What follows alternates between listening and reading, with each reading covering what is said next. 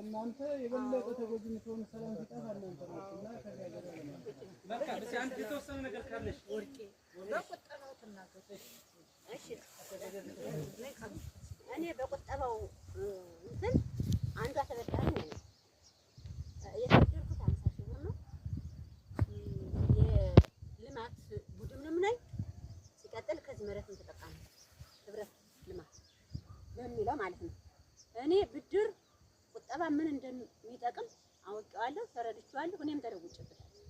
ልጅ አስተምሬበታለሁ። ቤቴን አሻሽያለሁ። ኑሮዬን ያለምንም ገቢ በብድርና በመደራጀት ተጠቅሜያለሁ። ሌላው በሰላም ጉዳይ ከምንም በላይ ሰላም እንዲመጣ የሚጥር የሚግር ሴቶች ነን።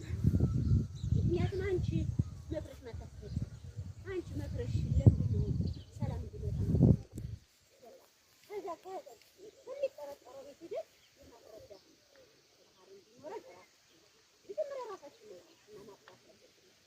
ስለዚህ አሁን እኛ በዚህ ቁጠባ አማካኝነት ሴቶችና ህጻናት ሲወርድ ወደ ቀበሌ በቃ ትልቁ ድጋፋችን ቀበሌ ላይ ነው። ምክንያቱም የመጣ እድል እንዲያልፈን አይፈልጉም።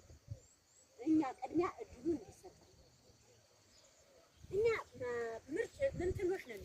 በምርጫ ዙሪያ